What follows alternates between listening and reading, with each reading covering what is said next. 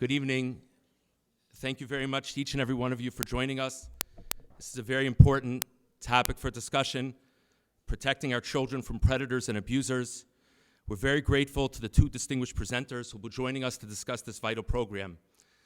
On a practical level, this is a very important discussion. Parents, grandparents, friends, to try to understand how to keep our children safe in scary times. But I just want to reflect, there are, without a doubt, people in our community and in every community in Klal Yisrael who have suffered terrible abuse. Lo aleinu, most likely, there will be people in the future who will suffer abuse. Every time we have a gathering such as this, each and every one of us gains a greater understanding, somewhat of a greater understanding for this issue, which is vital. It's vital for us as a community to recognize this is an issue, and it's vital for each and every one of us as individuals to try to understand it just a little bit better. So, yasher koach to each and every one of you for coming. I want to thank you. See, a number of Rabbanim from the community are here. First and foremost, I want to thank the president of the VAD, Rabbi Yosef Singer. We thank him for all of his efforts on so many fronts. So many Rabbanim are here: Rabbi Frank, Rabbi Weinberg, Rabbi Walter, Rabbi Bullman, Rabbi Kreiser, Rabbi Postalnik, Rabbi Winter, Rabbi Charner, Rabbi Shields, Rabbi Geyer, Mrs. Audrey Siegel. So many people who represent so many considerations within the community are here, because we as a community understand and are trying to understand even more how significant this matter is. It's not really the context to say it, but to the extent that we're gathered, I hope and I'm confident that I can say on behalf of the distinguished rabbis present that it's just worthwhile to note for the record, if a person ever is confident that they see something of concern, it's correct to go to the authorities to report it. Just as an aside, we're extremely fortunate as a community to be zocha, to have Rav Lopiansky Shlita as the Rosh HaYeshiva of our Yeshiva. So many of us, so many of our institutions receive so much guidance and clarity from him, and we see the broader Jewish world gets so much clarity through Rav Lopiansky, and we're zocha to have him right here. This specific issue of abuse is something that he's done a tremendous amount of research on and has written about extensively, and it's really our zchus to hear a few words of introduction from Rav Lopiansky Shlita.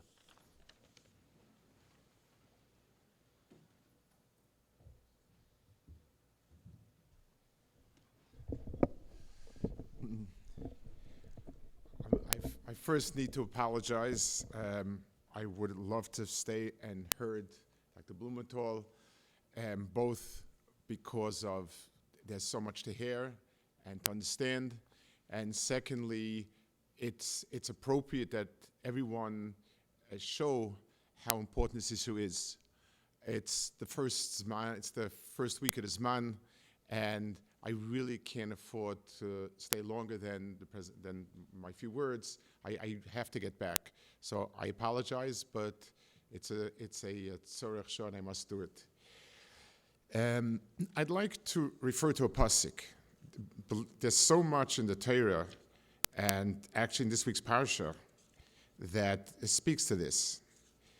Pasuk says, "V'im besoda yimotze isha sanayro, v'lanayro sasedova, ki kasher yokum ish al re'ehu uretzocho nefesh kena davaze, ki v'soda mitzor tzor ka'anayro merosa v'ein moshiela."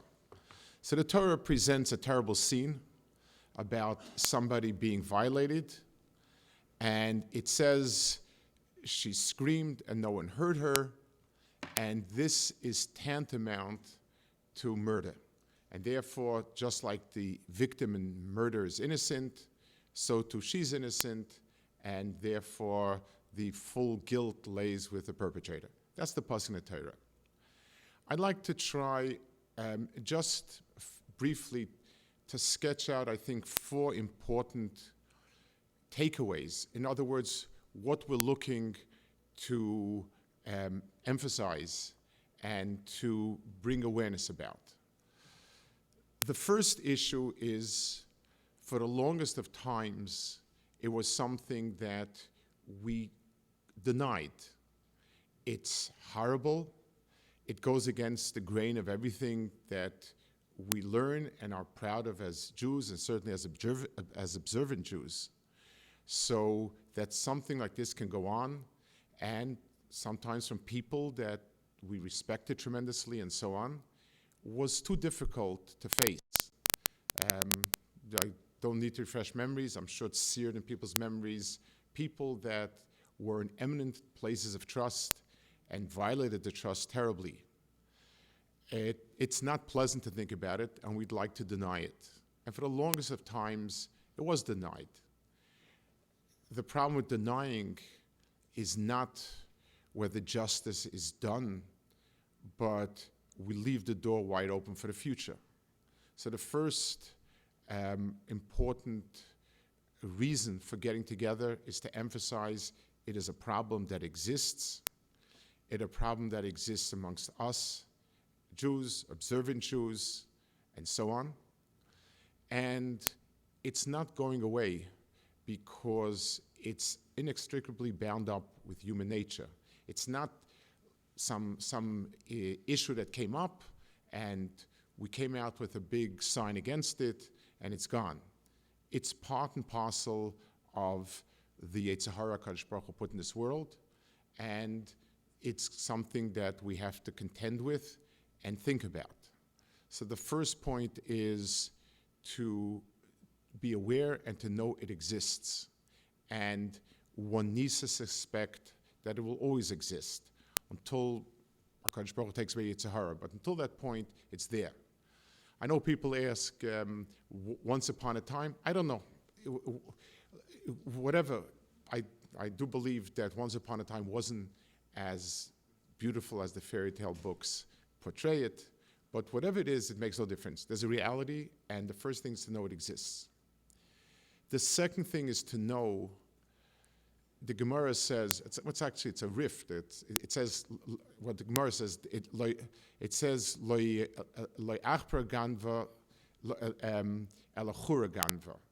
Not the mouse when it steals wheat.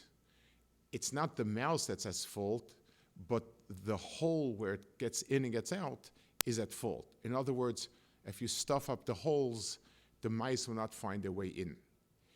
It's a type of issue that really needs an environment. It needs dark spaces. I'm talking about dark spaces literally and metaphorically to take place in. It needs to have a neglect and kind of lack of awareness. We can create public spaces and private spaces that eliminate a lot of the possibility of it happening. Nothing's foolproof, but there are many steps that can be taken that dry up those little swamps, those little areas where it happens. And a lot of times, it's a tremendous benefit for the perpetrator. If there's no place for him to do wrong, he doesn't become a wreck. So understanding the steps that are needed to be taken in public institutions and at homes and with family and with friends, what are those steps to be taken? That's the second very, very important area to think about and to talk about. A third area is that, like it says in the pasuk, it says, "Tzarka hanaira ve'ein moshiach." So the pasuk speaks about the field, and in a field there are no people around to help. The Mefarshim say it's not only a field, b'hoiva divrei kasav, any place where you don't get helped. People, children, adults who have been abused scream loud, but not in the language that we hear. It's part of the terrible devastation is that most people who have been traumatized in this type of issue lose the ability to communicate it proactively, verbally, but they scream. And a little bit of an awareness of the signs of a child that has been traumatized will immediately alert you to it. So having a sense of what are some telltale signs is very important. And that's a third thing that would be helpful if we can recognize some signs. The fourth area that I think is very important is it's never a good idea to self-medicate. But if you take an aspirin more or less, it's not the end of the world. In this area, you really can destroy if you try to probe yourself, if you try to act yourself. Because there's a lot to know and understand about it. There's a skill in dealing with the victim, and it takes a lot of experience and level-headedness to deal with the issue in bigger terms. To just, if somebody's upset, to go and to send emails to everybody, it's not the way to go. You need somebody who's level-headed, knowledgeable, experienced, knows what to do, how to get to the heart of things, who to contact, who to look for help in investigating. And like I mentioned before, there are authorities who have the experience in a public structure, in a family structure. These are very difficult issues. Even if a person himself is knowledgeable, a person is so emotionally involved that it's like somebody defending himself at a trial. There's a famous saying that a lawyer who defends himself in a trial has a fool for a client. The same is true also. Finding and identifying the people in the community that they know who to turn to, when to turn to, will get the help, both for the child, for whatever the arena that's necessary, whatever the situation is, and is able to get things done, is critical. It's an area that the Harabanim has undertaken to usually the Rav is not the party who's a professional in terms of dealing, but he's the one who has the responsibility to turn to the person, to the people that know how to do it, to help the family, to hold their hands and take them to the right people to get the right help on every level. That is also a very extreme piece. It's a problem, it's a devastating problem, but dealing with it with seichel, level-headedness, and matter-of-factness, doing what's needed to be done can go a long way in B'ez Hashem, preventing problems, not letting them start in the first place, and B, making sure that the actions we take don't make it worse.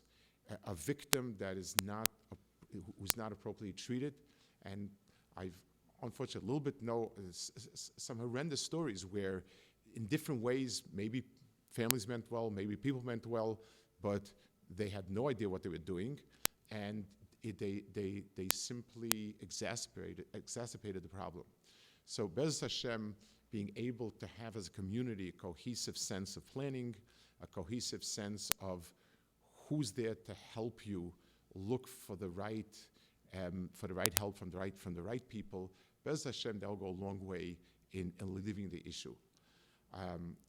Dr. Blumenthal will help us. He's famous in the field and so on. I apologize again. I have an achrayus to the yeshiva, and it's the beginning of his man, and I can't take off more. B'ez Hashem, hopefully this evening will produce a lot of awareness, understanding, and recognition of both the problems and the places to find remedies and solutions, B'ez Hashem.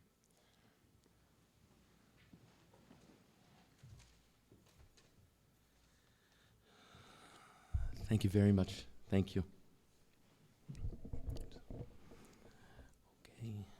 It's really our privilege and pleasure to welcome Dr. Norman Blumenthal Dr. Blumenthal is a licensed clinical psychologist practicing in Lawrence, New York. There's no way I can read through the whole bio, so I'm going to just summarize. They tell me from this lectern I speak too long, so I'm trying to cut down. He plays significant roles in education at REITs at Yeshiva University and bereavement services and crisis intervention at Chai Lifeline. I'm sorry. This is what happens when I try to shorten things. I apologize. I'm sorry. He's a very popular lecturer on various challenges impacting the Orthodox Jewish community, and we're extremely privileged to be able to hear him share his thoughts on this very important issue for our community and for all communities. Just a logistical point for a moment, Dr. Blumenthal does plan on taking questions at the end, but for practical reasons, we're going to ask people, if you look in the pews, there are cards. In the smaller pews at the aisle should be cards and pens. In the longer pews, in the middle should be cards and pens.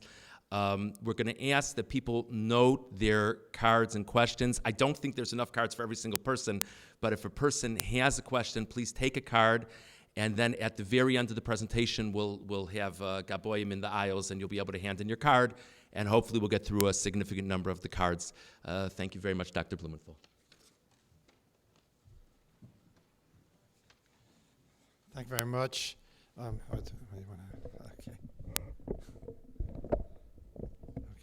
All right, working? Okay. Thank you. First, in Rishus of the Rabbanim. And in absentia, thank the Rosh HaYeshiva. That was a perfect introduction to the topic. Much I can almost add. The neighborhood where I grew up, the rabbi of the shul used to begin his sermon with, "Before I speak, I want to say something."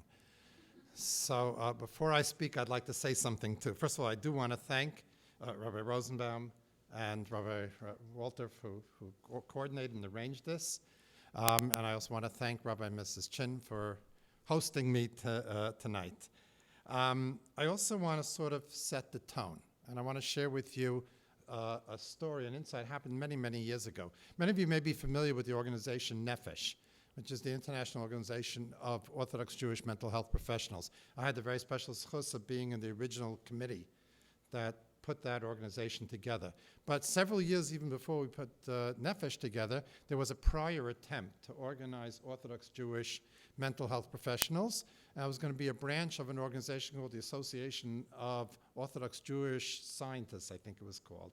And they were going to have a mental health branch. And it never took off. The time wasn't right at the time, but they had a meeting. They did have one gathering with mental health professionals and Rabbanim, and I heard a tape from that gathering, which was many years ago. And speaking at that time was Rabbi Nosson Sherman, one of the editors of Art Scroll. And at the time was the beginning of the sexual revolution. And Rabbi Sherman wrote an article in which he was a critique of the sexual revolution, showing its many faults and showing how it so digresses from our values. And in the article, he sort of poked fun at them. He sort of made some jokes about this sexual revolution. Before he printed the article, he showed it to his Rebbe, Rav Gedaliah Shor, Zechron Levracha, and Rav Shor said, "It's an excellent article, but take out the jokes." So I don't know if you've ever written something, but when someone wants to alter what you've written, you get kind of defensive.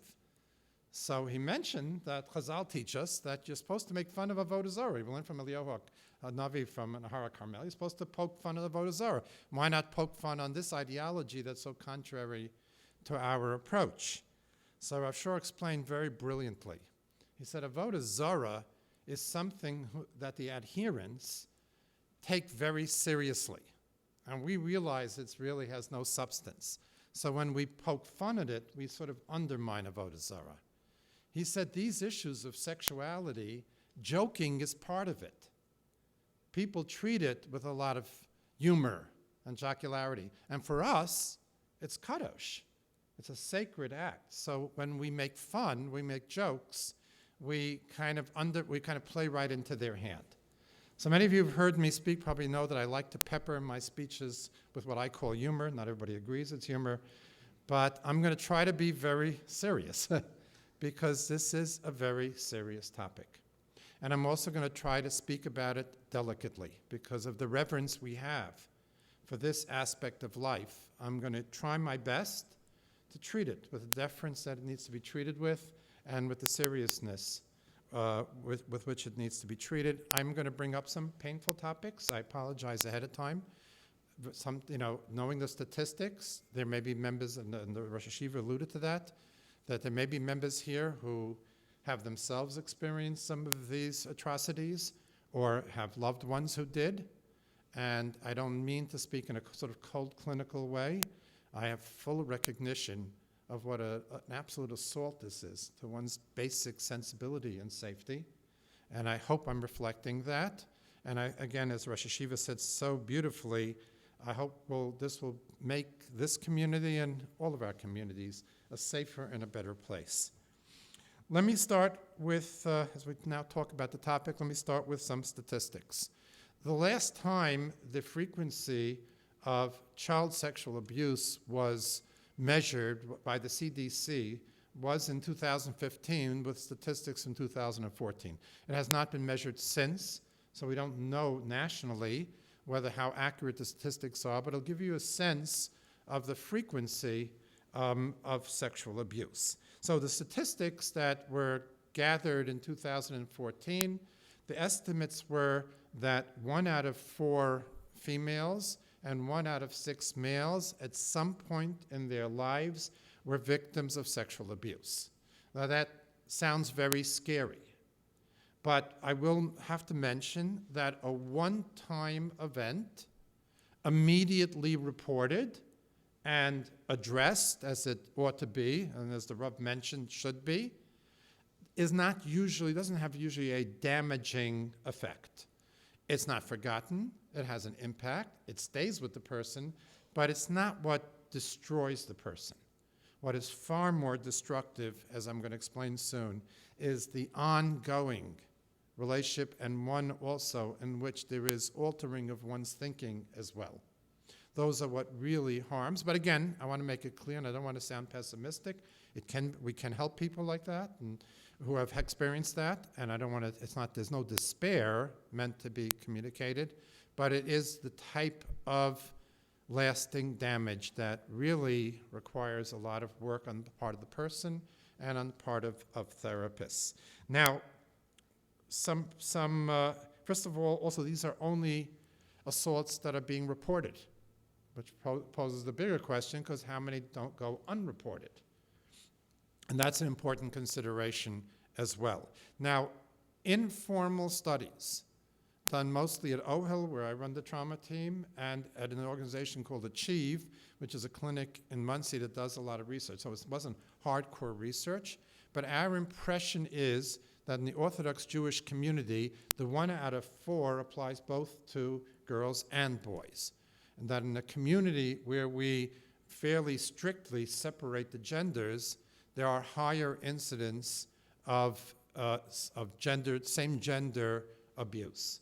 So we suspect that the 1 out of 4 is the same for boys as it is for girls. Now there are several types of sexual abuse, and I should mention, and I think this is important to know, it's our impression. Again, we haven't done any kind of really formal studies. Very few people have done, and even some of the studies that are coming out are not very well conducted.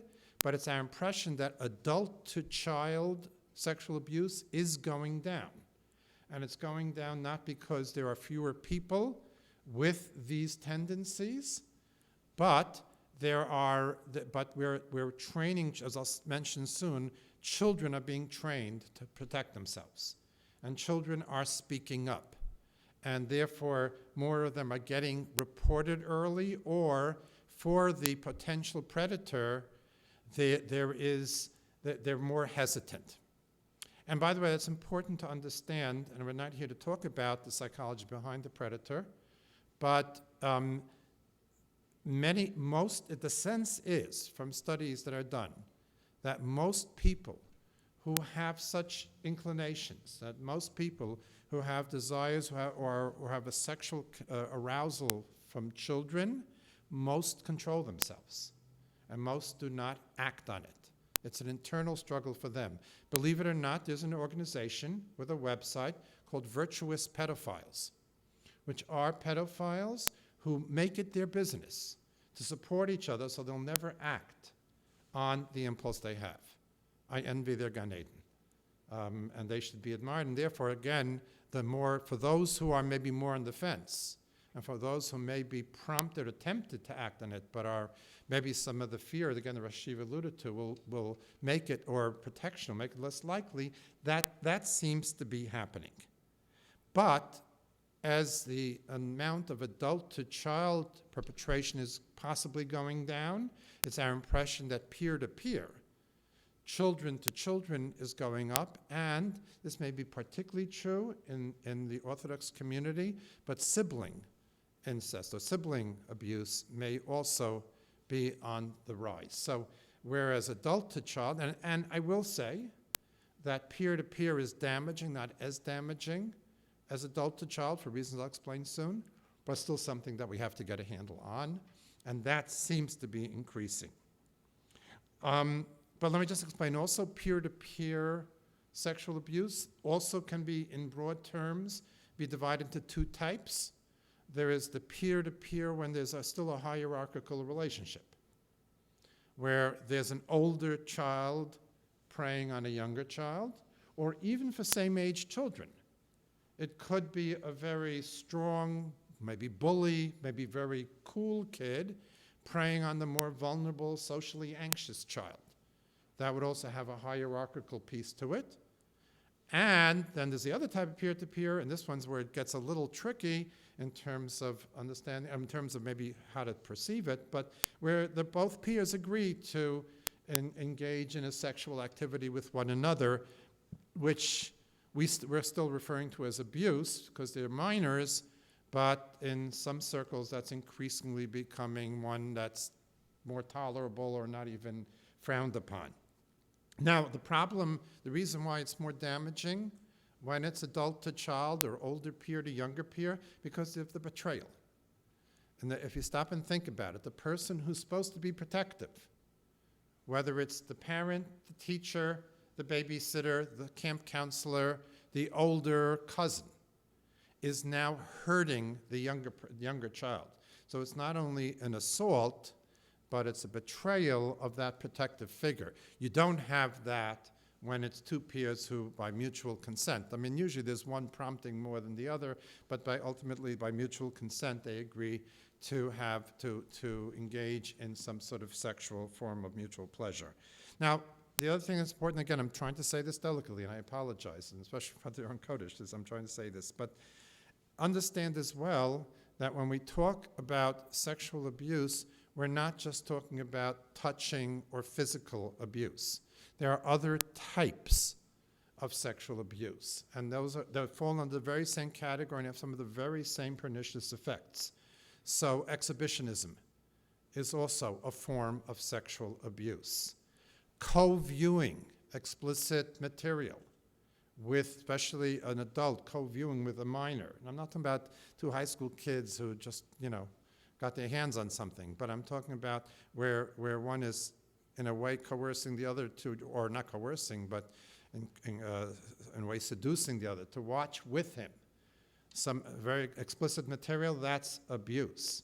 Licentious talk, going into details about adult sexuality with a younger child or with a minor, is also forms of sexual abuse. So all these are forms of sexual abuse. So it's not just what we would typically associate with sexual abuse. Now, again, we have this image of the predator, of this guy with the curly mustache and the raspy voice who lives under the bridge and comes over and offers kids candy, etc., and then abducts them. It does happen.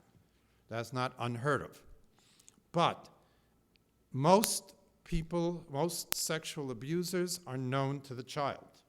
60% of perpetrators are people the child knows, whether it's a teacher, whether it's a youth leader, whether it's a cousin, a friend's father, something along the lines. It's somebody whom the child knows. 30% are family members. So 90% of perpetrators is somebody known to the child and sometimes very much in a position technically is supposed to be in a position, as I alluded to earlier, to be protective of the child. Now, it's also used to be a statistic that most perpetrators were victimized themselves. That has changed in recent years. Many have been victims of sexual abuse themselves. Most today have not been victims of sexual abuse themselves, which is interesting and perplexing. I have my own theory about that. I'll just mention it very quickly. I think it's really an outcome of the feminist movement, and I mean that in a positive way, because the type of people who would prey on adult women, before women were encouraged to have that more of that self-esteem and be self-protective and stand up for themselves, to empower themselves, now the only vulnerable population left are children. And therefore, a lot of those very same people who may have preyed on adult women are today preying on children. By the way, I think it's important to mention as well that women can be sexual predators as well.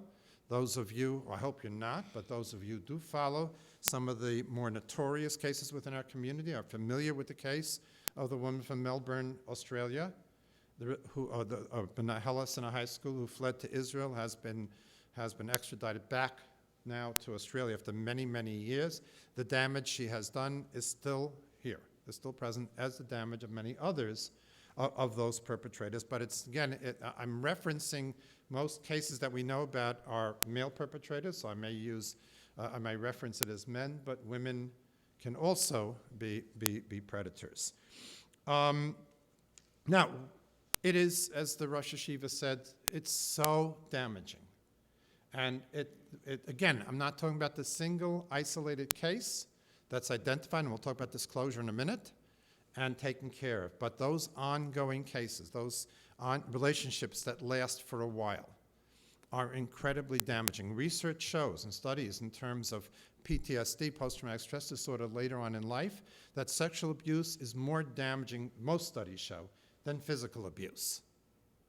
And when you see the hierarchy of childhood events that can cause adult trauma, sexual abuse, again, the kind that I'm referencing here, the ongoing sexual abuse, is up there with violence, with living through warfare, abductions. It's really, it's almost hard to imagine, but the damage that it does.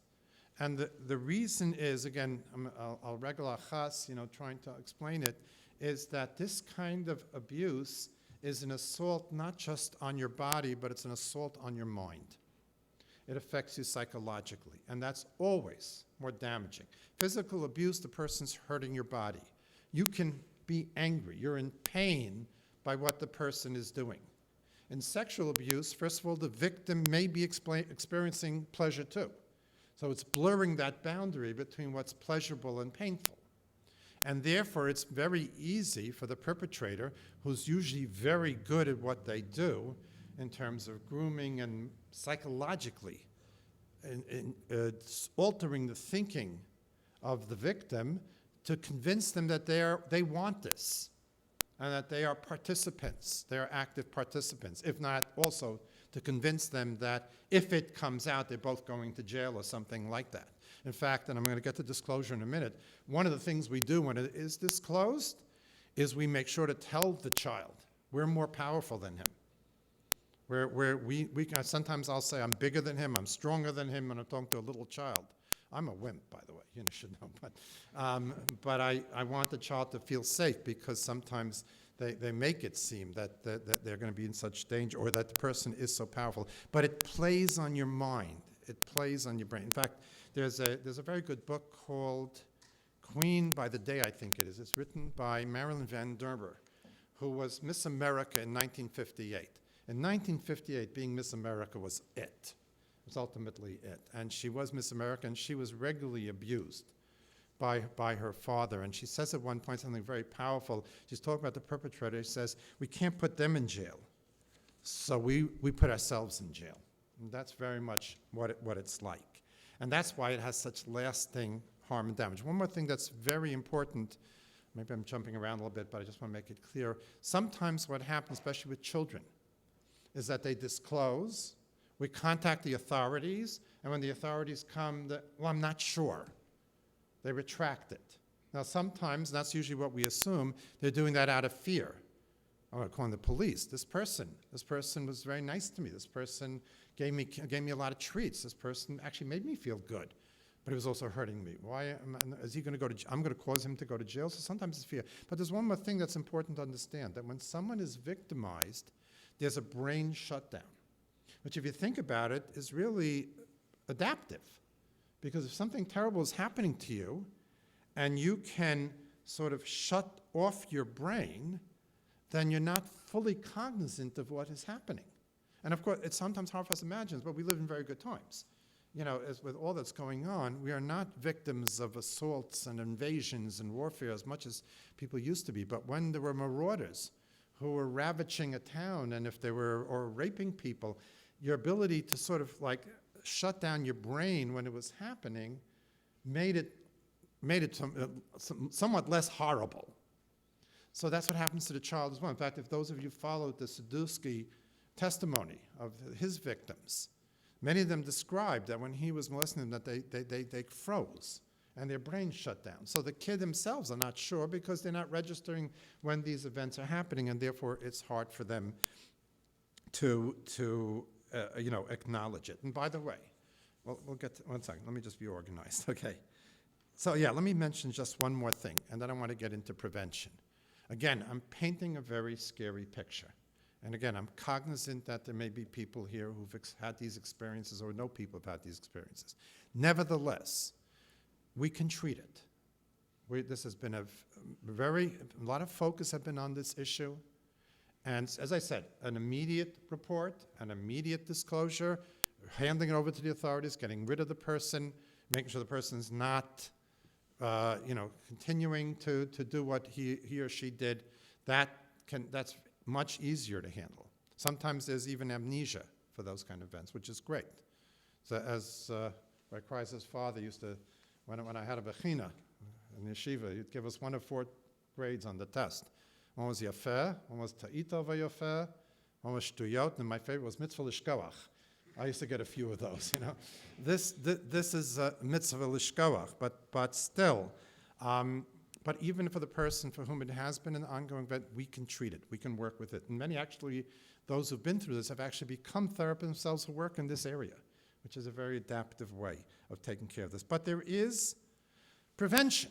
And as I said, we're doing it, and we're doing it effectively. At least we're doing it in terms of adults and children. I think there's hardly a school left. Maybe I have a New York reference point, but I don't think there's a school now left that doesn't have some sort of program that they do with the children. If there is a school that isn't, then they should. And there are evidence-based, studied programs geared to the different ages of children. There are many of them. I'm not going to advocate for any particular one, but if you want, call me and contact me, and I'll let you know what programs are there, which train the children to, when something untoward like this happens, to protest, to report it. And and it's not easy, but we are doing. In fact, this was the brainstorm, the Einfall, if you will, of the chief of police of Jerusalem, of Yerushalayim. Because when the first time it started happening, that the Arabs would leave explosive devices in various places, the Chayfetz Chashud, he came up with an idea. He said, there's no way we can possibly put policemen in every little basement, in every corner, in every alleyway to see this. So he turned the citizens into policemen. He introduced the concept of Chayfetz Chashud. In America we call it see something, say something, and turned the citizens into the police. And in essence, that's what we are doing with children now, where we can't possibly identify every predator, as I said, and even if we could. And by the way, there are tests that can identify people who have these inclinations. But, as I said, I think the statistics are 3 out of 4 never do anything. But, we can't identify every single one. So we're empowering the children, and we're teaching them to stand up for themselves. And this was his Einfall. And some people are going to say, but aren't we creating a scary world? Aren't we telling children that there's danger lurking behind every corner? And that is a concern because these events, thank God, are still rare. They're still the exception, not the rule. In fact, I remember I had a patient who was a Gentile, and he had 3 daughters and went to the local, I think it was even a Catholic school, it wasn't even a public school, but they walked home from school. And one day, they're very close in age, I think between 8 and 12 or something. One day they came running into the house, out of breath, all flush. There was this man, the sexual predator, he was following us, and constantly we were running away from him, and he was driving this brown truck, and he wore this brown uniform, and he kept stopping every few houses coming out, and we ran, and it was a UPS worker, you know. So you can create too much fear. But children and adults have the capacity to be taught about danger, register it, and not think about it all the time. And I'll give you an example that we can all relate to. In 1958, there was a fire in a school in Chicago that killed 92 children and 3 nuns. 77 additional children and staff were seriously injured. The school had no fire escapes, the doors were locked, and they never did fire drills. And from that time on, it has been mandated in every school that there are fire drills. And we all grew up with this, right? About 2-3 times a year, an alarm would go off, we'd have to march outside, we'd have to conduct ourselves in such a fashion in case there was a fire. We knew what to do, but we weren't thinking about the school being on fire all the time. In fact, I'm going to age myself a bit. I actually went to public school till 4th grade. And we used to have drills in case the Russians bombed us. I don't know if anybody else is old enough to remember that. This was during the Cold War. And we would have to go under our desks, right? And since our desks were made of kryptonite, we had nothing to worry about in case they dropped a nuclear bomb, you know, so we were totally safe. In fact, I remember we had one drill where we had to, like, the alarm would go off and we'd have to run home about an hour before school was over. I thought that was so important, I tried it every day. But, you know, but we can do this. So we can be trained in day. We do this now with, by the way, and I'm sorry to have to say this, but we do this today, training children, preparing children in case of an intruder, case of an intruder drills in schools. We have to do that. We know, we read the news. We can train children what to do if something untoward happens and prepare, and they don't necessarily think about it all the time. And that's what we're doing. And that requires, at appointed times, to do it basic training and not overemphasize it or underemphasize it. That at appointed times, remind the children of what they were trained, but don't talk about it incessantly. Because if you talk about it incessantly, then they just dismiss it, they ignore it. If you never bring it up, they forget it. So it's striking that balance, and I think we're doing it. I think we're doing a very good job. One of the things that has become a regular practice is to review this in the pre-camp checkup with the pediatricians. Many pediatricians will incorporate into, and if they don't, they should, will incorporate into that examination, explain to children about, and we don't use good touch, bad touch anymore. That's outdated. That was confusing to children, so we talk about ownership of one's body and what somebody can do in terms of where somebody can touch it, and what you should do if somebody oversteps that boundary. In fact, my colleague and friend David Pelkovitz actually a number of years ago had a training with the local pediatricians in Lakewood to prepare them how to address this with children during that camp. So we remind them, but we don't overdo it and we don't underdo it, so that they will then protect themselves. Now, I'm going to talk about some other sensibilities, but let me also talk about what do you do if it's disclosed? How do you respond when your child will come to you and will talk to you? And it takes a lot of restraint, because your initial reaction will be to turn beet red, find whoever the person was, and beat the pulp out of them.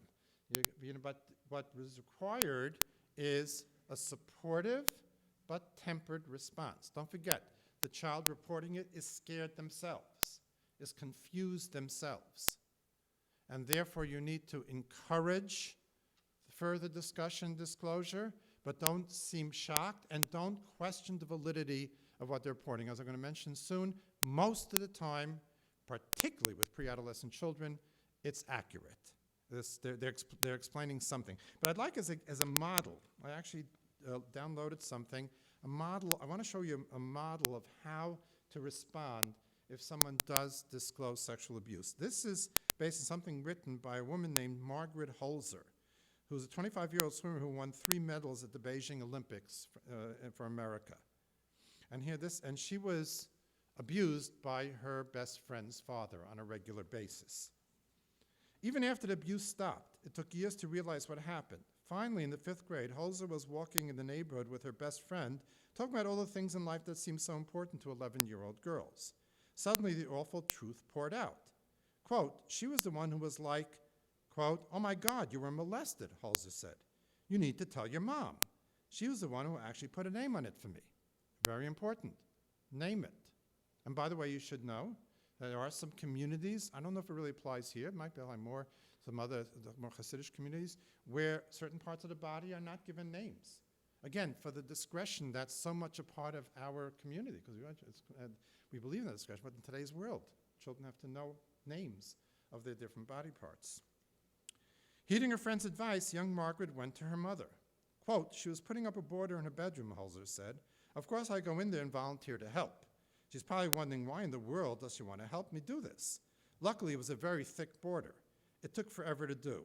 All the while, the child told her story to a stunned parent. Quote, she was very quiet and listened, Holzer recalled. I remember from time to time she would say things to kind of prod me along. I was very, very lucky because she 100% believed me. She never questioned it. Most importantly, she just let me talk. She didn't freak out. Holzer's mother immediately told her father that night. The police were called. The family was directed to the National Child Advocacy Center, which lined up counseling for everyone and showed them how to pursue legal actions. That's how you handle a disclosure. Now, let me just mention one more point.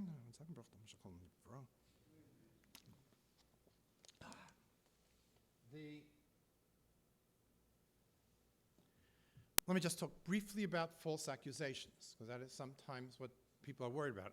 Could there be false accusations? There can be false accusations. They're the exception, not the rule. Let me tell you circumstances where there may be false accusations. One of them might be is if the child has a serious psychiatric disorder and is not in touch with reality, is imagining things and blurring the boundary between what they imagine and what's real, then that could be a false accusation. In litigious divorces and bloodbath divorces where there's parental alienation, where one parent is trying to preclude the other parent from having contact with the child, sometimes the child is in a way brainwashed to believe that there was sexual abuse when there wasn't. So if there isn't, I just had this the other day, where it was told to me by one of the sides in the divorce, and of course once told to me I have to report it, and I called Child Protective Services, and I said, I don't think there's anything going on. It's a highly litigious divorce. And they said it's not reportable, and they took down everything because I have to at least cover myself. But in high conflict divorces, then you can have question whether that's a false accusation. Sometimes with teenagers who are highly rebellious, angry, who have an axe to grind, may suggest that a parent or a teacher had sexually abused them when they hadn't, as a form of revenge. We've had cases like that. And then the other, which is a relatively new situation, and I don't know if it's come here to Maryland yet, but New York, New Jersey has extended the statute of limitations for reporting sexual abuse. Again, the reason being that something happened in childhood, you're not going to become aware of it until many years later. So they've extended the statute of limitations to 30 years, and there are individuals who are accusing teachers or other institutions of sexual abuse that occurred 30 years ago. Usually, if it's legitimate, once others come out of the woodwork, and there are many accusers, but there have been situations where one person is accusing one adult. They have done, what they usually do then is put the person on paid leave and then do a thorough investigation, writing even to classmates, because usually most institutions don't have records from 30 years ago. I've been sometimes, when I was a psychologist in school, I've been contacted in this regard. And do a thorough investigation and sometimes find no other accusers. It smells like a false accusation. I don't know for sure, and I can't say, but that's a new wrinkle where there's a possible false accusation. But what I want to focus on also is this is one way to prevent it, is to empower children. And by the way, I want to tell you one more thing that's probably the biggest challenge is how do you tell a child that someone whom they're taught to revere, the Rosh HaYeshiva alluded to this, whom they're taught to revere, whom they're taught to show great respect for, and report that person if that person treats them inappropriately. How do you treat, that's easy, for an adolescent it's a little easier. How do you treat that to a child who sees the world, an elementary school child who sees the world in sort of a monolithic kind of way? And sometimes, just to show you how Chazal have ways for this, sometimes what I suggest to teachers is the very famous Rashi in Lech Lecha, when Lot and Avram have to separate, and it says, Masmol ve'yamini v'mayamin v'asmeila. And Rashi explains that Lot and Avram looked very much alike, but Lot allowed his goats into other people's property, so people thought Avram did it. So you can tell a child, you see, you can look like an Avram Avinu and still be a Ganav. Don't judge a book by its cover, but it's very hard. And we, by the way, naturally have a much harder time believing that someone who's like us could do something so terrible. And that's universal, not just among Orthodox Jews. Asian Americans have a very hard time believing another Asian American could do something that awful. It's just the more familiar people are, the more we're kindly disposed towards that person. But it's very challenging, again, but there are methods to do this. But I want to also suggest that there's certain sensibilities that we all have to do so that when someone is interacting with a child in this fashion, that the child will realize something's wrong. And unfortunately, because this is happening, and again, Rosh HaYeshiva alluded to the fact, like, why? Why do we know so much more about it now? Was it hidden before or not? In fact, I remember once at a Nefesh conference, David Cohen was asked, we have thousands, tens of thousands of tshuvas. Do we have any tshuvas on these issues? And he said, not that he knows of. And he said, why? He said, he doesn't know. He doesn't understand himself. But in today's world where it's out there, things we can do so that children understand that, especially with regard to an adult or an older child or someone's in charge of or a more powerful child, if you will, that this is wrong and inappropriate. First of all, adults should not be playing with children. Most adults who are playing with children are just trying to entertain the child. Now, that doesn't mean you can't show your kid how to build something on Lego. Or if the kid wants you to, you can't have a catch with your kid in the backyard. But if they're a group of children, and you should not be enthusiastically playing with children. It should be weird. A child who finds an adult who is so actively and in such an intense way playing with other children should pick up a tennis. And the child, so today, we are working, and I want to tell you something myself. I'm very good with kids. And I can do cute little shtick with kids and make them laugh. I'm doing it less. Because I don't want children to think that adults do playful things with children. And again, most people do it, don't have bad intentions. To this may be anachronistic, this may be outdated because of ways and everything like that. Don't ask children for directions. Ask adults for directions. And if you absolutely have to, it happened to me. I was in Eretz Yisrael, and I was trying to go to Shalavim, and the Waze was taking me to Ramallah, something like that. I don't know. It was completely off. I didn't know where I was. And the only people around were kids. So I said to them, stay there. Stay where you are. Just tell me how to get to Shalavim, The Arab answer got me a little bit nervous. No, but it's just not, that's not something we should be doing. When I do the orientation for kids in camp, so many interesting questions come up. We all went to camp, right? Do you know how the counselor or the sports director used to teach you how to swing a bat? Right? He'd stand behind you, hold the bat like you with that. In today's world, you can't do that. That should feel weird on the part of the child. Whatever, show him a video. Swing the bat yourself. Point out to him as he has the bat how he can swing it. But not this holding him from around behind. Swimming instruction. Again, you're holding the kid. Use a flotation device, something. Just be aware that the kid should feel that kind of close, again, even though most people who do it are trying to teach how to swim. But in case it's somebody else, that they should feel that this is strange. I got asked this question during a camp orientation. The kids come with suntan lotion. It's our responsibility to smear the lotion on the child. I don't think it's a good idea in today's world. Let them have a spray. And if the kid comes there, even though you tell the parents, bring a spray, the kid comes, then take a glove or a tissue. First of all, have the kid do as much as he can himself, and for those parts of the back, whatever they can't reach, with a tissue, do it. There's a message when you do that, that this kind of connection just shows you how subtle it has to be sometimes. Let me tell you a little bit about visits to the pediatrician. You know, a number of years ago, they decided in Eretz Yisrael to translate an IQ test into Yiddish for the Haredi community. And there was the old Stanford B'nai, and there were two questions. Oh, no, I think it might have been the WEX, I'm not sure. There were two questions that they got very atypical responses to from the Haredi community. One of them, there's a test called Similarities, which is really a tzad hashava b'neihem. How are two things alike? You know, so the question is, how's an apple and a banana alike, etc.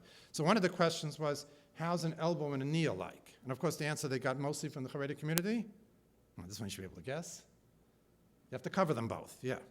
But there was another very interesting question. The question was, what should you do if you walk on the street and you see a young child alone without an adult crying? So obviously the answers are, you know, to call the police, find out where he lives, walk him home. The most common answer you got in the Haredi community was, look for the older sister. There's built into our system when we have large families that older siblings take care of younger siblings. It's beautiful. But I want to tell you something. When you're going to the pediatrician for that pre-camp or preschool examination, and the pediatrician is rightfully so going to examine every part of the child, you as the adult take the child. And you tell your child, I'm here, and that's why and it's okay for the pediatrician to examine those parts of your body, because he has to do it as a doctor, and I'm here too, and I'm allowing it to happen. So in case somebody else suggests, let me examine you, in case somebody want to be like that Dr. Nass or whatever in the gymnastics program, they'll know it's inappropriate. I was also speaking once to a community, and one guy raises his hand and says, I'm the candy man, an institution in our shuls, right? A beautiful tradition. Let the children associate sweetness and some pleasurable with coming to shul. But we tell them, don't take candy from strangers. What am I supposed to do? I hadn't thought of that. So I gave him two suggestions. I said, one, don't give them the candy. Put the candy there and let them go take. Or, maybe even better, before you give them the candy, does Tati know? Does Daddy know? Or look to the father. Is it okay if I give him candy? You're telling him, don't just take candy from someone unless your parent says it's okay. Or encourage the father. Walk him over to me, and then I'll give you the candy. But he knows that Daddy's there watching. These are just sensibilities. Schools. I think most schools today, doors have windows. Doors to the classroom, doors to offices have windows. If they don't meet alone with a student. Again, your intention isn't bad, but that should be weird to the student. There should be designated bathrooms for staff. Only email the child on the school email server, not on your own personal server. It should be weird to the child that the person's communicating with you on their own personal server. If I have a situation where I'm working with a teenager or something and they want to have contact with me, they want to call me, they want to email me, I'll tell them the content will be confidential. But I'm going to let your parent know that we had a conversation. I'm not having private conversations with you. That's inappropriate, even though I'm a therapist. But that's inappropriate. That should never be a situation you're in.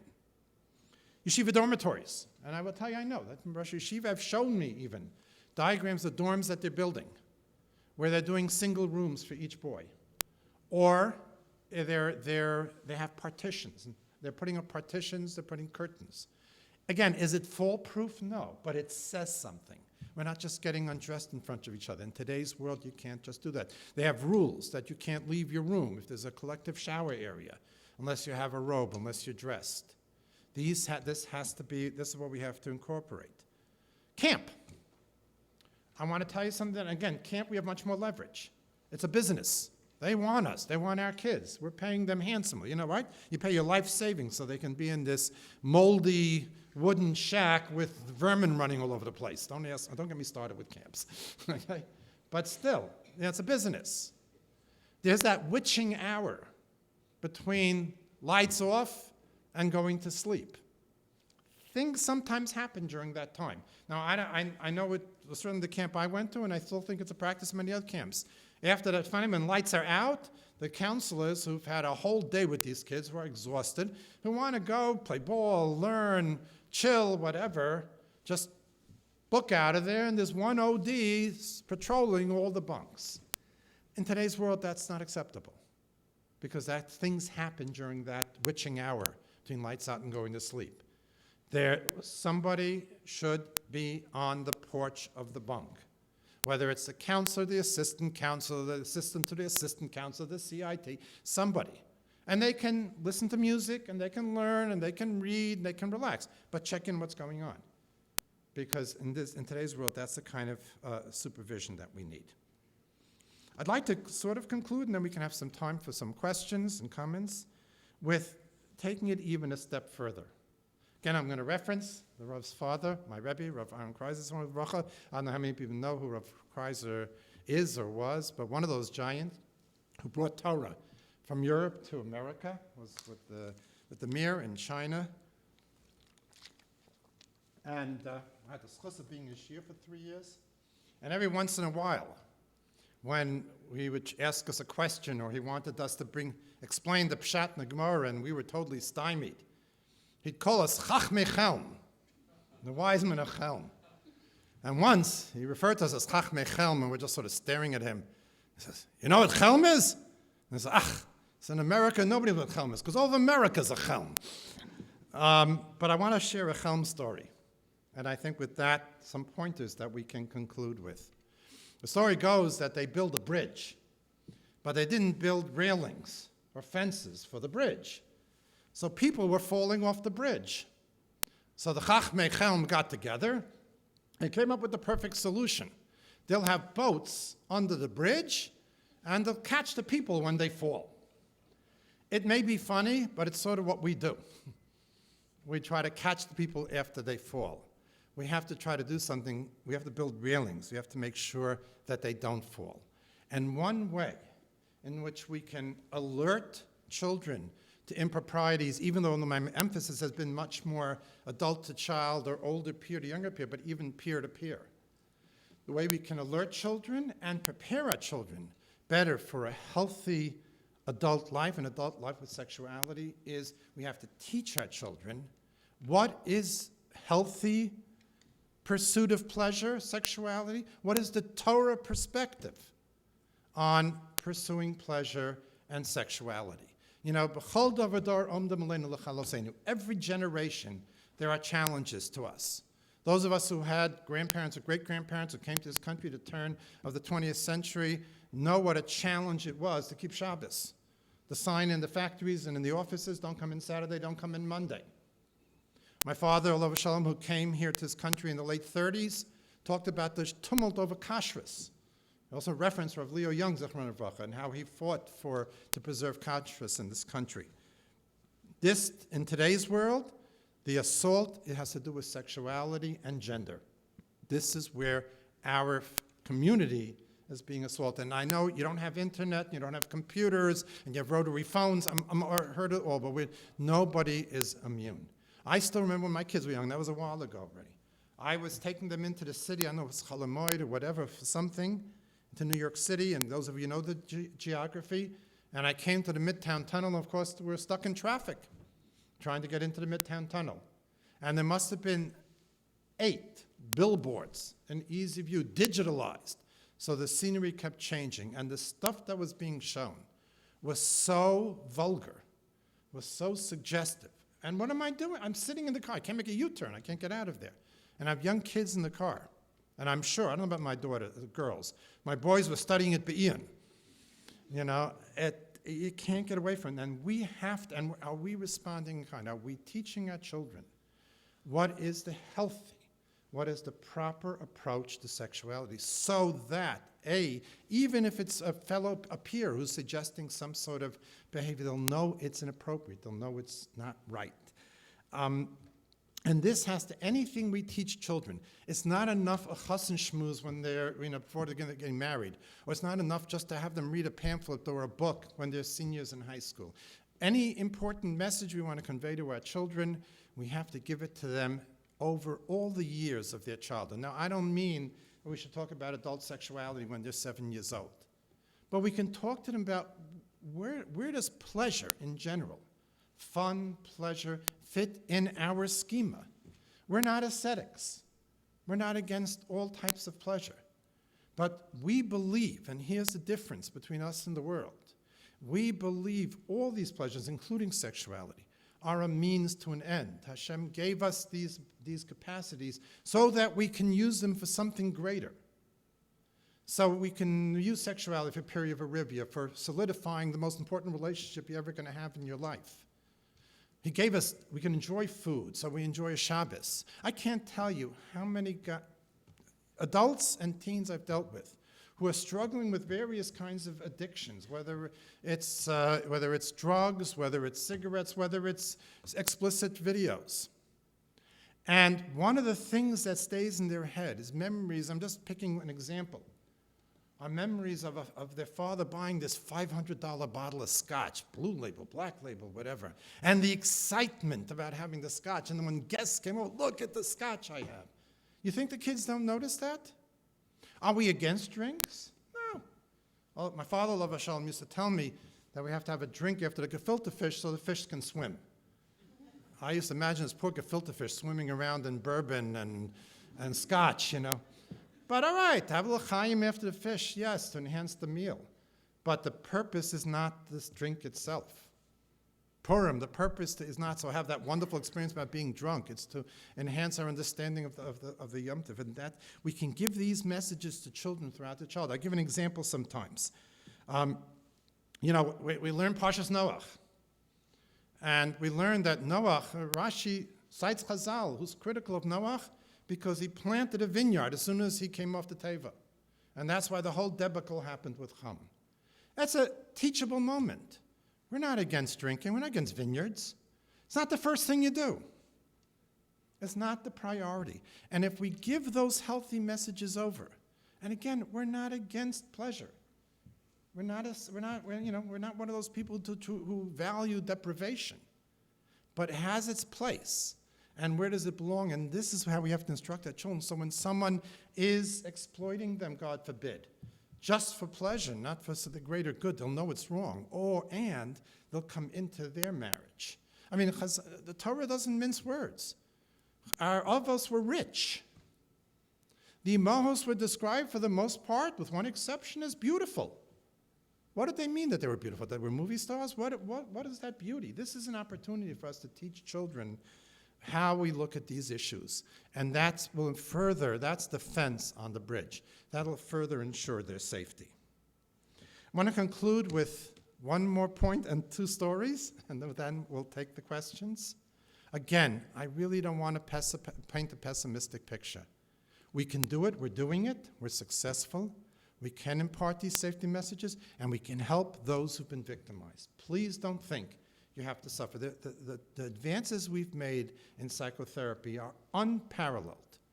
Freud wrote his first book at the end of the 19th century. What we have done since then, just even the course of my career, is simply incredible. Get the help, reach out. As the Rosh HaYeshiva mentioned, don't self-medicate. Get the help you need, and we can really help you. People have turned their lives around. I also want to share a personal experience of mine. I was 14, 15. I was a freshman in MTA, the high school of Yeshiva University. My Rebbe at the time was Rav Yitzchak Cohen. You should live and be well. Some of you who know the YU scene know who Rabbi Cohen is. He's now well in his 80s. Whenever he sees me on campus, he asks me about all my classmates, none of whom I remember. But I had him. He was a young man and strapping, big man, big man. And it was, again, I was a freshman. It was after Pesach. We were gone.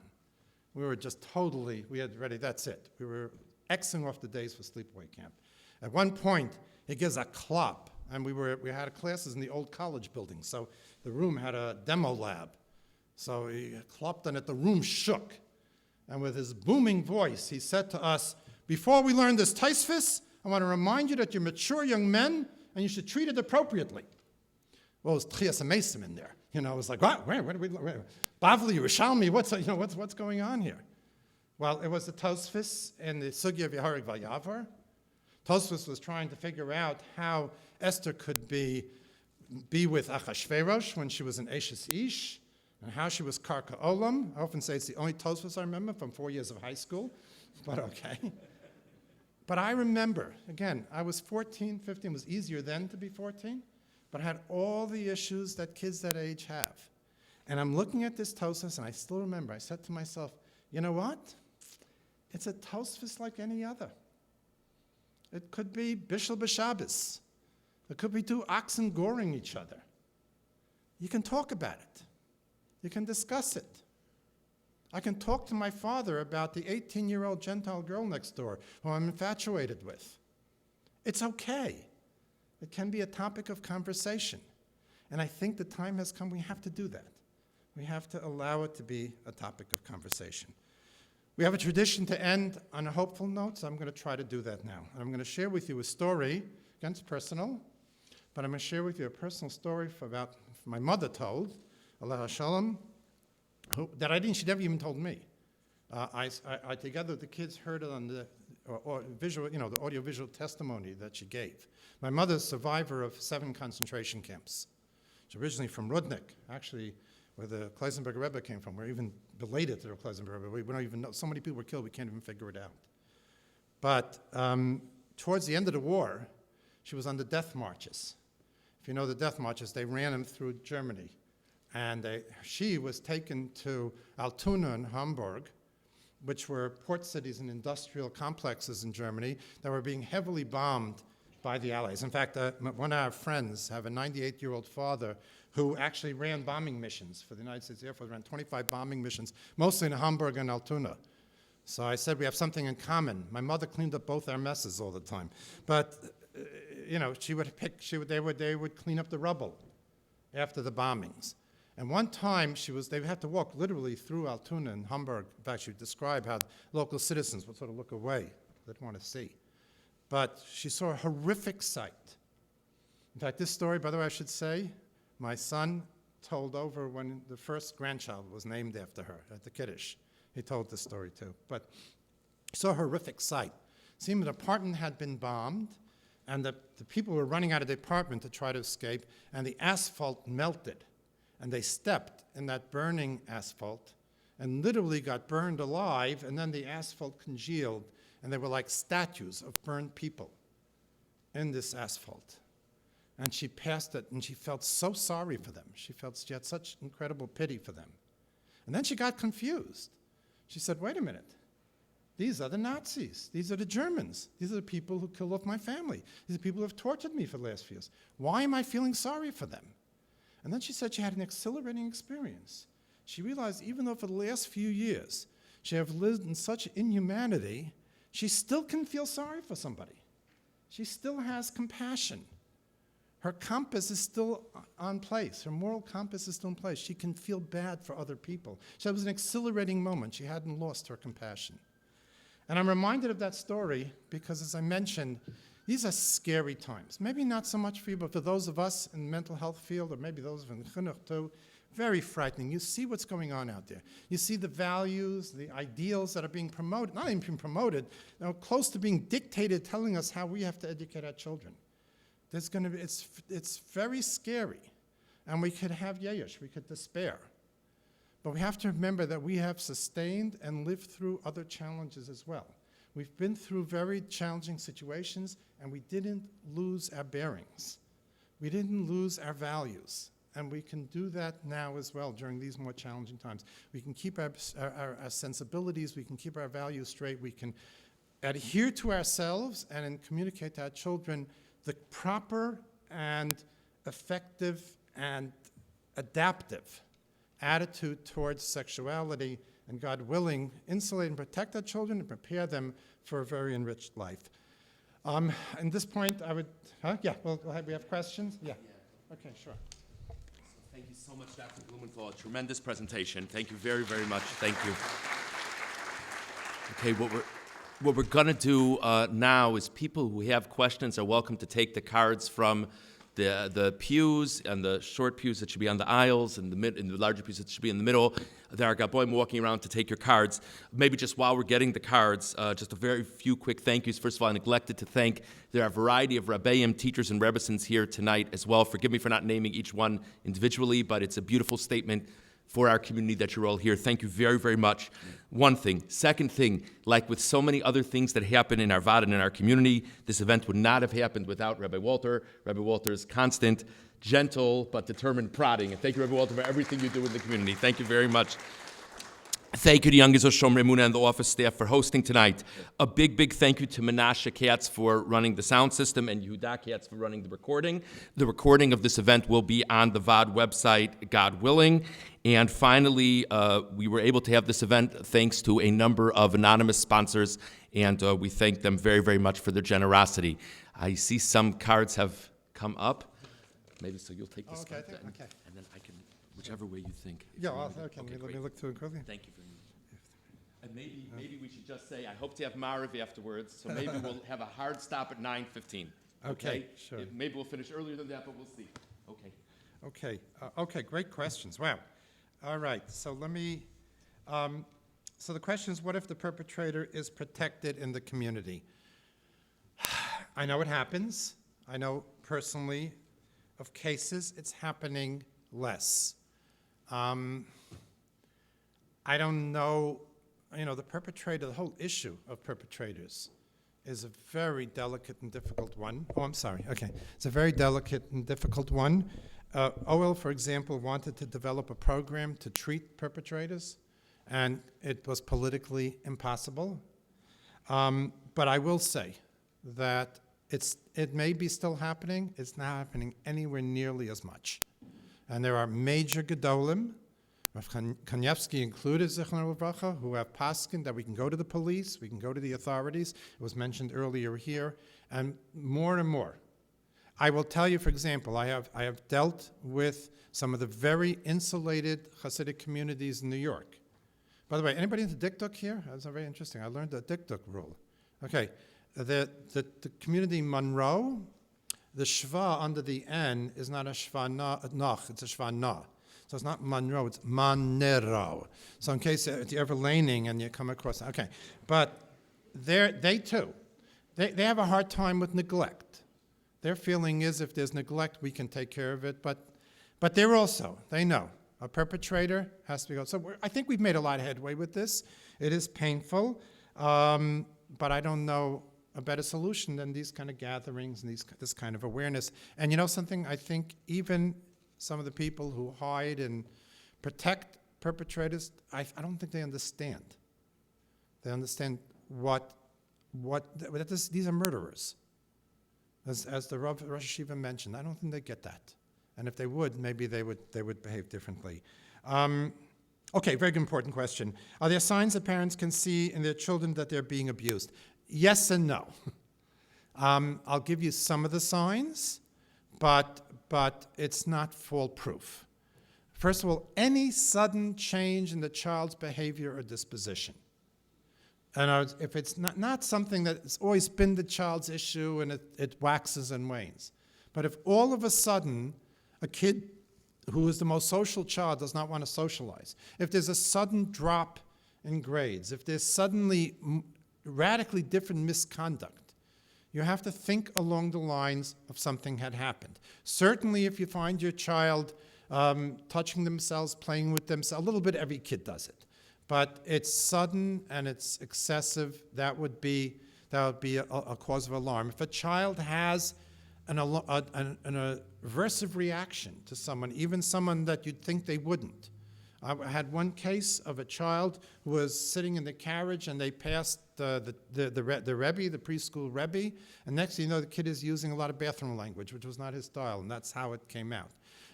So anything sudden or different, red flags. Now, be very careful about interrogating, because the child wants to and doesn't want to tell you. And if you aggressively question the child, they'll go into their shell more. If you suspect something and you want to check it out, first of all, make sure the setting in which you're questioning is a relaxing setting conducive to disclosure. Sitting together at night before they go to sleep, taking a walk in a park, something relaxing. Don't ask, did something happen, did somebody touch you, kind of thing. Ask more gently, more roundabout. By the way, remember we had that program? Do you remember we talked about that? And see their reaction. Is there something you want to tell mommy? You're safe. And by the way, it's very important. If they're on the brink of disclosure, you make sure you know they're safe. Other thing you can do, by the way, if they're very young, watch their play and their art. Because children will express things through play and art. Sometimes when parents aren't sure, I'll tell them, is your child still engaged in imaginary play? Dolls, action figures? Usually when your kid's playing, you're glad to be rid of them. With half an ear, listen to the play. And if there's something in that play that's suggestive, that's their way of telling. Also, by the way, assessments can be done where it's not obvious that the child is being asked. A mental health professional can ask for drawings, can play with the child, can find out that information without scaring and frightening the child. Also, by the way, as I mentioned earlier, sometimes when there's a disclosure, there's a retraction. Just keep that in mind. But again, encourage the child, tell the child they did the right thing, and tell them that you're more powerful than this person, and you'll protect them. Now, sometimes it'll be, as I said, peers. It'll be, so again, things come to my head, I'm sorry, I should have mentioned. Sleepovers. If you have a 14 or 15-year-old son, and let's say a 13-year-old daughter, if there's a sleepover, maybe if you can, let the kids having the sleepover be in the basement. Let them be someplace else. Sometimes the 15-year-old, I get these referrals a lot. It's not even necessarily even because they want pleasure. They're just curious about what's behind all that clothing.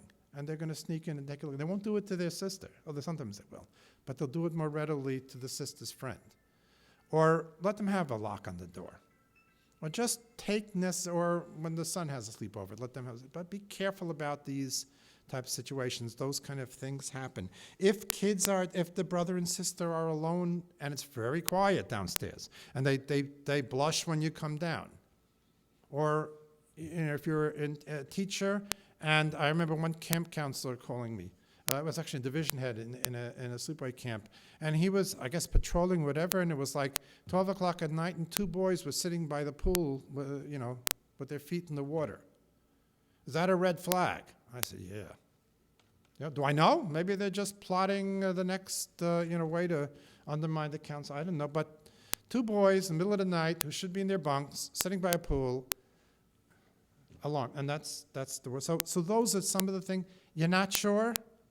Call. Ask. Discuss it. Don't. As the Rosh HaYeshiva said, no denial. It's the world we live in. Okay, wow, there's so much here. Okay. Okay, so I mentioned about siblings, yes. And sometimes the sibling stuff the question was about abuse between siblings. Sometimes it's just, now there is such a thing as playing doctor, okay? Little kids in particular will sometimes just, out of curiosity, you show me yours, I'll show you mine. That's not abuse. That's just kids being curious, and you can tell. There's no tension, there's no one dominating the other. They know they did something wrong, but it's more like mischief than something really horrible. That's very normal. Again, you tell them it's not appropriate. We don't do that. Parts about it we cover with bathing suit. We don't show.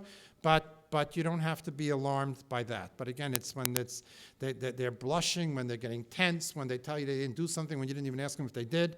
That can be concern. And again, it'll partly depend on the personality of the child. Different children are more sensuous than other children. Certain children are more daring than others. You got to know your child, but we should, as much as possible, encourage. And by the way, again, it's all in the family, whatever. But yes, tznius applies even within the family. Be properly dressed. Lock your door when you're changing. Lock the door when you're taking a shower. Take those necessary. Let them know that this is how you should conduct yourself.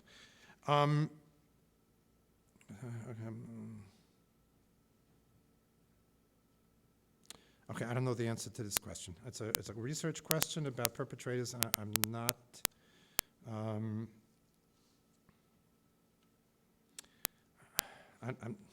Whoever asked this question about research on perpetrators, talk to me privately. It's a complicated topic. Okay, how can you tell if a child who's not yet verbal has been abused? Again, sudden change in behavior, frequent masturbatory activity, frightening or excited even, atypical response to a certain person who's there, and in their play. I will tell you, and again, this is going to be hard to hear. There is such a thing as a sexual attraction to newborns and to babies. And again, they can't communicate it, but if you have a suspicion of, it's just a baby, it can't be. There is such a thing. What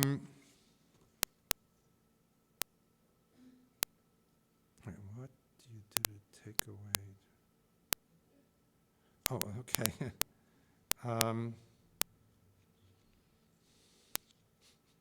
Okay, wow, great questions. Okay, how do you remember things we talked about? Discuss it with your spouse, discuss it with others, read up. There's some very good material now. Let it sink in, let it come up again. But there's very good material. By the way, there's children's books about being safe that are out today. I don't want to endorse one or the other. What time do you start teaching? What about potty training with toddlers? Again, you do the potty training, okay? Not the older sibling, not the babysitter. I mean, if it's a housekeeper and you really trust them and they really have a parental-like role, of course. But you do the potty training. Don't delegate that. Okay, can you talk about known lengths of grooming process? That's an interesting question because today perpetrators are not grooming as much; they're fishing.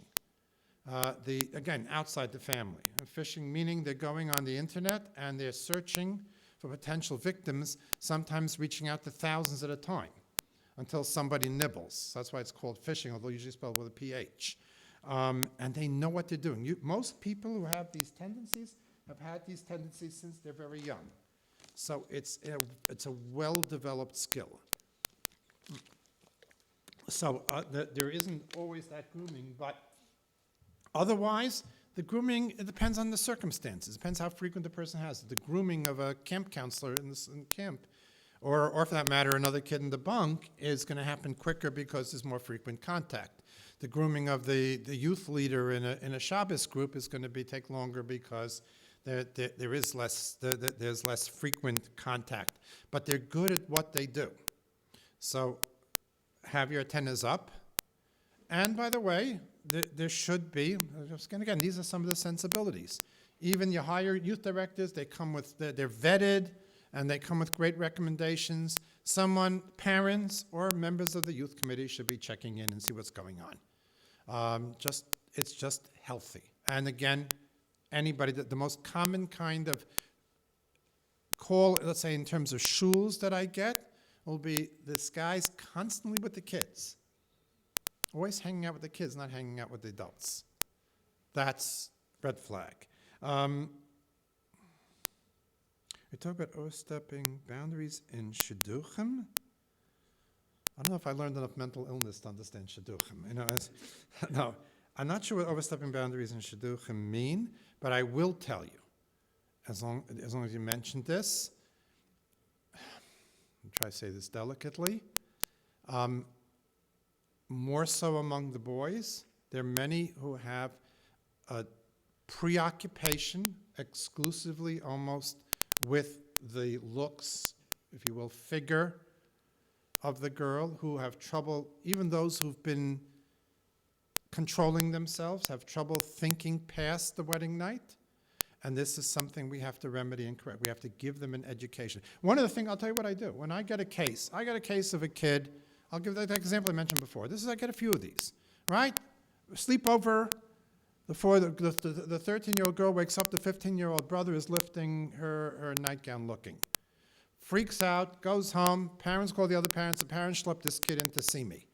This kid is dead. He would rather have a root canal without anesthesia than talk to me. He's already humiliated. So I, with permission of the parents, I sit him down and I give him an education. Let me tell you about your desires. Let me talk to you about why you have them. Let me talk to you about what's appropriate, why you wanted to see that, why that was important to you, how there will be a point in your life. And by the way, I hope, again, we mentioned, let me dispense, I hope everybody here realizes this, but somebody who has a pornography addiction, getting married will not cure him of that. Healthy adult sexuality in the context of a marriage is as different from pornographic stimulation as, I don't know what to say, as milchig is from Fleischig. I don't know, but it's not the solution. But we do need to educate the kids. That's important. What do we say to our children to help them protect and advocate for themselves? So that we have trainings in this, they're programs. And we let them know, first of all, their body belongs to them. And they're parts of their body that nobody else has a right encroaching on it, unless mommy and daddy are present, unless it's the pediatrician. That's the approach we take today, is ownership of the body, and what do you do? And they're very good training programs. And if you have a school that hasn't done it yet, I strongly recommend that they do it. But that's the message, and it's repeated when the opportunity arises. Before camp, I think, is more important than before school, because camp can be really just lends itself to this. But it's an opportunity. Just remember we talked about, or as I said, the teachable moment, when it comes up in Chumash, when it comes up in literature, just a reminder. And as well, instructing them on what sexuality really is and supposed to be.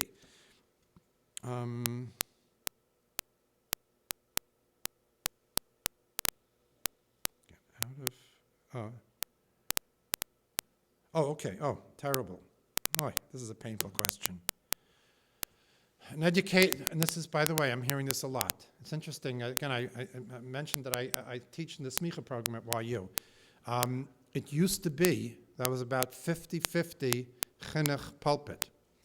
It's shifting more to the pulpit because people are afraid of false accusations as teachers, and this is happening now with this 30-year statute of limitations. They're afraid of being sued. And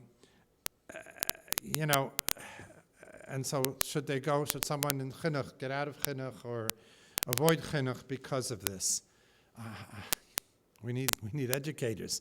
But we have to take precautions, as I said. I think, again, if we take these precautions such as, for example, I'll tell you in my practice, okay? Used to be, if I was seeing a kid, and the parents are more than happy to drop off the kid and do some shopping and take care of things, I don't allow that anymore. You're in the waiting room, and I tell the child, anytime you want, you can open the waiting room door and ask your parents something, whatever, or mom and dad, you can come into the room any time you want. Am I trying to protect myself from doing something? No. But I want them to know you can't just go into a private room with someone and talk unless mom and dad are right there and there's that protection. Take those precautions. And there are a lot of things, a lot of aspects of a Rebbe-Talmud relationship that we have to be more careful about. I don't think a preschool-aged Rebbe should take a kid on their lap and give them a kiss, and that used to be normal, especially in yeshivish circles where there's a preschool Rebbe. We have to find other ways to make the child feel good about learning. Yes, you can give them a candy if they can, if they do something good, but the sitting on the lap and the non-sexual kiss, which again, 99.9% are doing, but again, that should be, for the child's sake, that shouldn't be done. And again, you don't need the kid coming home and today and saying, my Rebbe put me on the lap and kissed him. Not every parent will understand the context. So we have to take precautions, but I don't know if we have to jettison chinuch altogether, but take those precautions. By the way, one more thing. A kid who only goes to the bathroom when another kid's going to the bathroom, or spending an inordinate amount of time in the bathroom, needs to be checked out. Maybe you shouldn't be going into the bathroom at that point. Maybe you should have somebody else or do it with someone else. And again, there should be designated bathrooms for faculty. These are things, let's take these precautions, and I think we'll be safe.